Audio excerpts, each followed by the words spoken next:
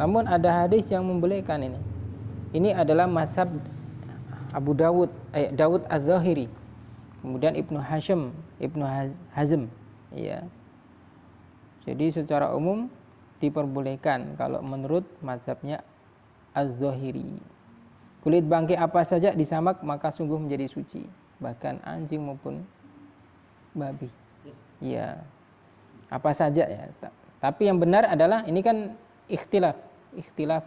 ikhtilaful ulama. Tapi yang benar adalah tidak untuk kedua barang ini. Karena ada hadis menjelaskan wa man tawallada minhuma haramun. Dan apa saja yang keluar dari keduanya maka juga termasuk haram selain ini. Ya, selain anjing dan babi. Termasuk kalau kita katakan ya ada yang berpendapat kan buah atau ular, betul. Maka tidak disebutkan. Ya, maka tadi mengistisna itu memperkecualikan anjing dan babi saja. Jadi tidak disebutkan khusus. Kan buaya juga haram, ular juga haram. Kenapa buaya diharamkan? Satu, karena dia hidup di dua alam. Yang kedua, dia bertaring. Ya. Itu makruh Bukan makruh lagi. Haram. Iya, haram.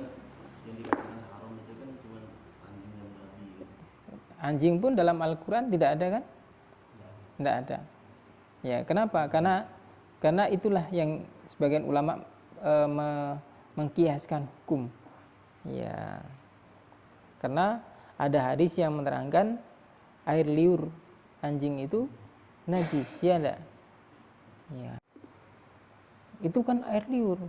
Kan bukan air liurnya yang kita makan. Misalkan ada orang yang mengakal-akalkan kan? Ya. Tetap haram. Baik. Kita lanjut ya. Kemudian kulit bangkai binatang yang tergolong hewan yang halal dimakan melalui penyembelihan. Ada yang mengatakan, "Oh, itu saja." Ya. Itu saja. Seperti kulit bangkai sapi atau kambing, ya. Dan lain semacamnya. Bagaimana dengan ular? Ya. Maka tetap ya tidak mengapa kulitnya kita manfaatkan. Bangkai ular misalkan dapat di Kalimantan termasuk banyak ular piton besar-besar. Maka ketika kita dapat lalu boleh memanfaatkan kulitnya, jangan disamak dengan cara disamak. Ya. Disamak untuk buat apa? Ini apa namanya? Dompet dan sebagainya. Ya. Baik. Ada pertanyaan sebelum kita lanjutkan hadis yang pertama tadi? Ya, fadhal. Assalamualaikum Ustaz. Anda mau tanya tentang apa hukumnya kita memakan daging yang hasil buruan dari gigitan anjing Ustaz? Iya. Iya. Bagaimana cara baik. Alhamdulillah. Itu nanti kita bahas dalam permasalahan as-sayd. Ya, dalam hukum fikih itu ada namanya sayd. Sayd apa? Binatang buruan. Entah hukum sayd binatang buruan ya. Ya, terkhusus anjing, boleh enggak kita memelihara anjing? Boleh. Nah, inilah fungsinya tadi. Di dalam pembahasan khusus masalah anjing itu tadi, itu untuk binatang buruan. Karena anjing ini bisa dilatih. Bisa diajarkan, ya, misalkan ditunjuk kejar dia, dikejar. Ya, misalkan kita berburu dengan menggunakan anjing tadi untuk menangkap burung, ya. Kemudian tertangkaplah tadi. Boleh kita manfaatkan enggak? Boleh kita manfaatkan. Bismillah, semua mengucapkan bismillah. Binatang buruan tadi nangkap.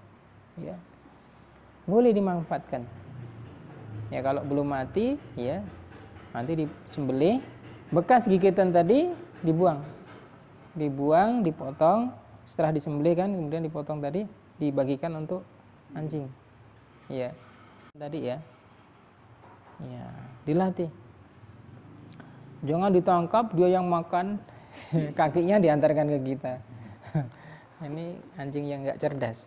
Iya, anjing cerdas itu dia tangkap hanya digigit, tapi masih hidup, kemudian diserahkan kepada tuannya. Maka burung tadi bisa dimanfaatkan.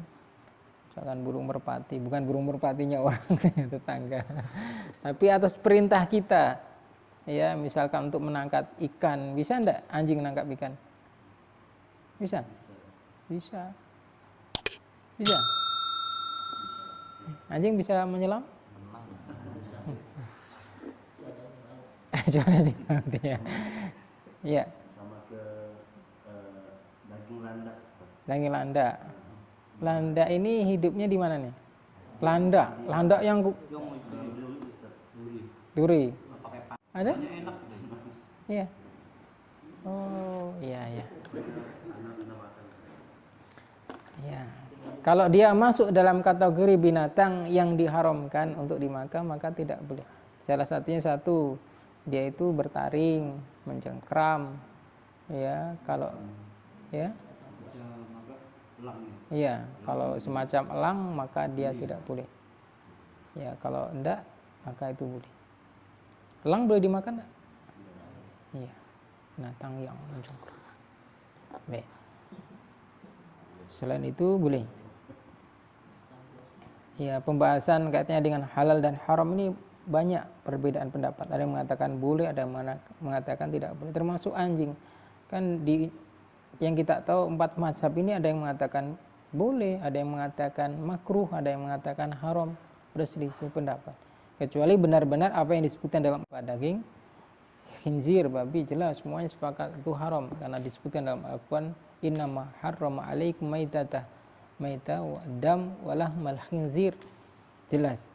Tapi kalau tidak disebutkan dalam Al-Qur'an masih ranah perdebatan. Ya. Tapi yang jelas ada rambu-rambu yang disampaikan oleh Nabi SAW. Baik, kita lanjutkan hadis selanjutnya. Ya, masih hadis yang sama ya. Ya. Wa ma tawallada minhuma aw min ahadihima. Jadi apa saja yang keluar dari keduanya, maksudnya anjing dan babi tadi semuanya haram. Baik tulangnya maupun bulunya sekalipun, maka itu haram. Wa azmul maitah wa sya'ruha najis, adalah najis. Ya, wa azmul maitah wa sya'ruha najisun. Tulang dan bulu bangkai adalah najis kecuali mayat manusia. Ya. Jadi tulangnya itu adalah tulang maitah, tulang bangkai itu adalah najis. Ya, tulang bangkai itulah ada najis. Misalkan dapat tulang ayam sudah mati, ada bekas tulangnya tadi, maka itu najis. Najis. Itulah kenapa yang barang-barang seperti itu dimanfaatkan oleh para tukang sihir. Ya. Apa salah satunya? Mereka memanfaatkan tulang-tulang itu, tulang kucing, tulang ayam itu untuk memperkokoh ini bangunan, kata mereka. Letaklah di bangunan yang pertama itu di bawahnya. Mereka untuk meyakini supaya bangunan rumah ini kuat. Iya. Dicampur di tempat yang pertama kali dia bangun di tengah-tengah. Kalau orang Bugis mengatakan tiang sri kan kayu ya. Tapi ini dalam bentuk bangunan sehingga mereka manfaatkan tulang-tulang itu tadi. Orang-orang tidak boleh, ini syirik ya, tidak boleh. Orang najis ya. Illal adami, kecuali mayat manusia. Jadi mayat manusia bukan najis. Manusia ini suci ya. Walaupun mayatnya, walaupun itu suci. Lalu kenapa kalau suci lalu tidak dimakan? Itu sebagai penghormatan. Paham ya? Penghormatan kepada manusia. Ya. Intinya dia suci. Ya, badan manusia bahkan jadi bangkai itu suci. Namun bukan berarti sesuatu yang suci lalu kemudian kita makan, enggak. Tapi untuk penghormatan. penghormatan khusus untuk manusianya. Kenapa disebutkan dalam Al-Qur'an surah At-Tin, walaqad khalaqnal insana fi ahsanit taqwim, secara khusus ya. Sungguh kami menciptakan manusia ini dengan sebaik-baik rupa. Ya, maka sebaik-baik rupa sampai mayatnya pun jadi suci gitu. Tapi bukan berarti kemudian kita makan pada manusianya. Ya, pada manusia, kecuali dalam urusan nanti darurat ya, urusan lain lagi. Ya, urusan lain lagi. Baik, ini pembahasan tentang masalah penyamakan kulit bangkai. Ya, sebelum kita akhiri, mungkin ada pertanyaan? 1, 2, cukup ya, karena sudah waktu azan tiba. Alhamdulillah, mudah-mudahan sedikit tentang bab penyamakan kulit bangkai bisa kita memahami dan bisa kita amalkan ya dalam kehidupan kita sehari-hari. Ya. Kita akhiri dengan doa kafaratul majlis. Subhanaka Allahumma rabbana wa bihamdika asyhadu an la ilaha illa anta astaghfiruka wa atubu ilaik. Hadanallahu wa iyyakum, astaghfirullah li wa lakum. Semoga Allah memberikan keistiqomahan kita ya. Assalamualaikum warahmatullahi wabarakatuh.